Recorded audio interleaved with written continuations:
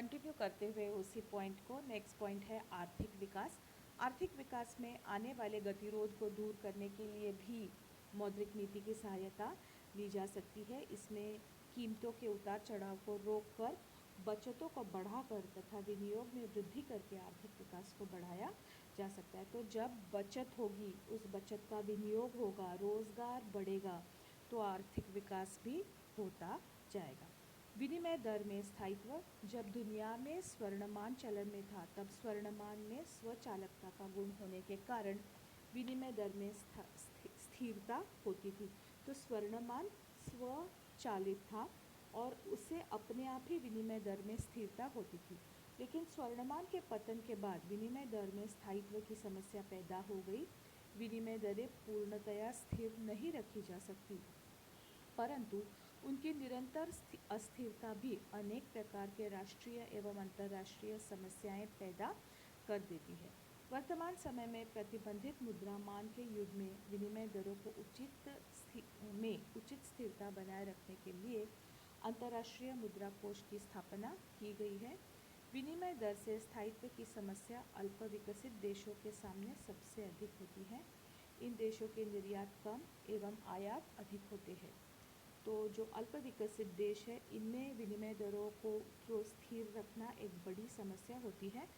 जैसे कीमतों का उतार चढ़ाव अस्थिरता का लक्षण है, वैसे ही विनिमय दरों में बार बार बदलाव होना भी देश में राजनीतिक और आर्थिक दोनों ही अस्थिरता के लक्षण हैं।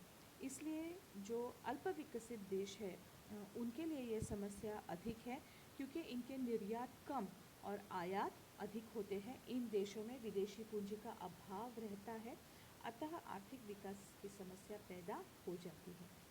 इन देशों की अर्थव्यवस्था विदेशी व्यापार पर निर्भर करती है, अतः मौद्रिक नीति के माध्यम से विनिमय दर की बार बार घट बढ़ को रोका जा सकता है। बचत और विनिमय में साम्य, ये हमने पहले ही पढ़ा कि कैसे सेविंग्स और इन्वेस्टमेंट्स में इक्वालिटी बनाई जा सकती है। सेविंग्स को बढ़ाया जाएगा, सेविंग्स को तो ही इन्वेस्टमेंट्स होंगी। तो मौद्रिक नीति का यह उद्देश्य है कि वह अपने देश में बचत व विनियोग के बीच में साम्य स्थापित करे।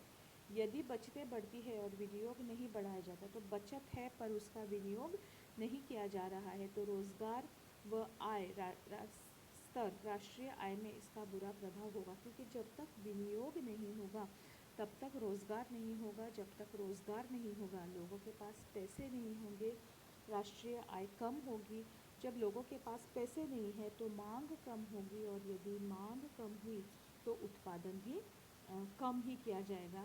मतलब कि विनियोग की अब ज़रूरत भी नहीं है, क्योंकि मांग ही नहीं है। तो ये पूरा ही दुष्चक्र है, और बचतों को बढ़ाया जाना चाहिए, उन्हें विनियोग करने के लिए प्रोत्साहित करना आवश्यक है। मुद्रा की मांग व पूर्ति में सामंजस्य स्थापित करना मौद्रिक नीति का मुख्य उद्देश्य है। जब कभी मुद्रा की मांग उसकी पूर्ति से अधिक हो जाती है, तो आर्थिक अस्थिरता पैदा हो जाती है। मुद्रा की मांग उसकी पूर्ति से अधिक है। इसके विपरीत यदि मुद्रा की पूर्ति उसके मांग से अधिक है, तो भी इसका परिणाम अच्छा नहीं होता। दोनों ही परिस्थितियां अच्छी नहीं होती है। इसलिए इन दोनों में साम्य लाने की दृष्टि से मौद्रिक नीति सफलतापूर्वक कार्य करती है। अब मौद्रिक नीति को कौन तय करता है? मौद्रिक नीति को भारतीय रिजर्व बैंक अपने केंद्रीय बोर्ड की सिफारिशों के आधार पर तय करती है। इस बोर्ड में जाने माने अर्थशास्त्री, उद्योगपति और नीति निर्माता शामिल होते हैं।